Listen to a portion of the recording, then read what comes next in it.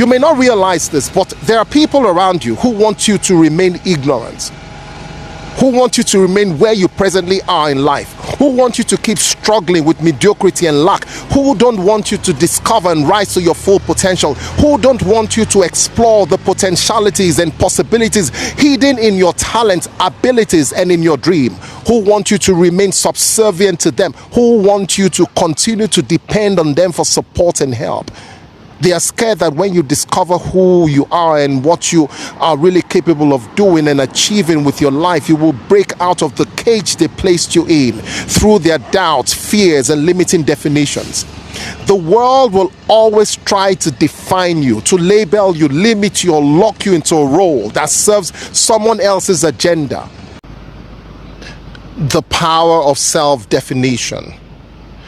With the world buzzing with so many opinions, judgments, expectations, it's easy to let others sketch the outline of who you are. But when you allow others to define you, you hand them the pen to write your story. You give up your personal power and hand it over to them to determine who and what you are. And this will ultimately affect your self-belief and the outcomes in your life.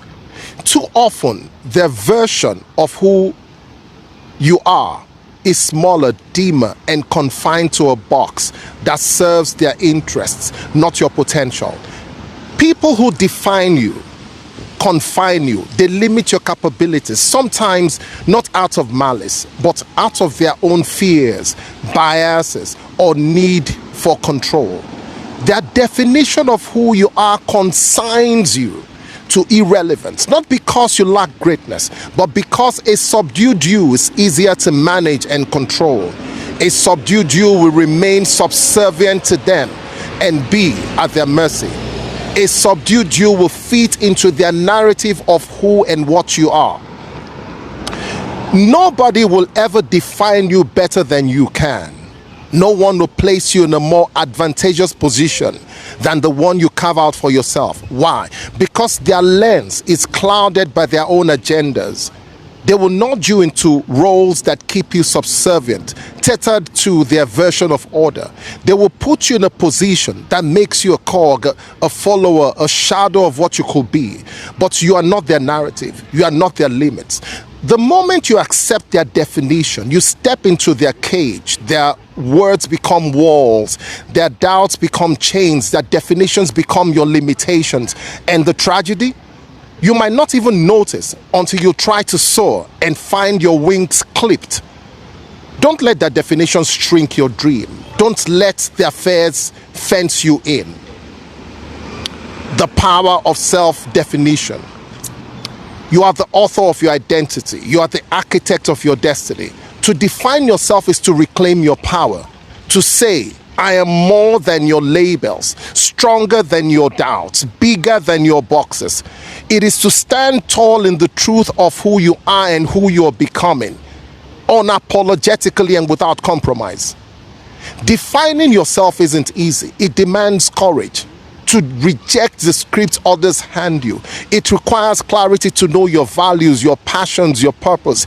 It takes resilience to keep rewriting your story when the world tries to edit it.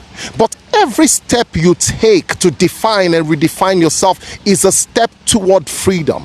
It's a declaration that you will not be confined, limited, diminished, or enslaved by someone else's vision and definition of who you are. People want you under their control. They want to rule over you. They want you to be subservient to them. They want you to be dependent on them. Even people who call themselves your friend may want you to do well, but they don't want you to do better than them or be more successful than them or become richer than them. No matter how much someone likes you, that person doesn't want you to be in a position that will make you better than they are. It is human nature. People like themselves more than they like you. They reserve the best opportunities and advantages for themselves. They will never give you an opportunity that will lift you above them in life. They hide those opportunities for themselves. How to define yourself? Listen to your inner voice. What do you believe about yourself? What dreams burn in your heart? That's your starting point. Embrace your uniqueness. You're not meant to fit into someone else's mold. Your quirks, your strengths, your scars, they are the raw materials of your greatness.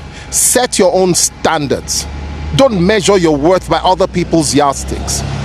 Define success, happiness, and fulfillment on your own terms. Act with intention. Every choice you make is a brushstroke on the canvas of your life. Choose boldly, choose authentically. Surround yourself with elevators. Seek people who inspire you to grow, who challenge you to rise, not those who pull you down to keep you in place. Rise to your full potential.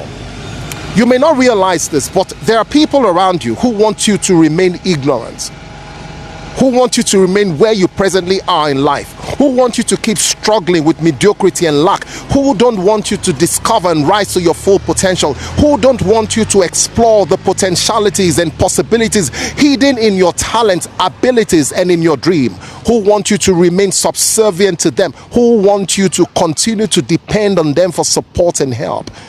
They are scared that when you discover who you are and what you are really capable of doing and achieving with your life, you will break out of the cage they placed you in through their doubts, fears, and limiting definitions.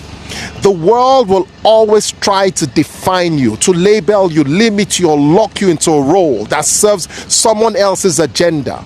But you are not their puppet. You are not their pawn. You're a force, a fire, a universe of potential waiting to unfold. So, write your own definition. Let it be bold, expansive, unapologetically yours. Define yourself and soar. You'll be fine. You'll be fine.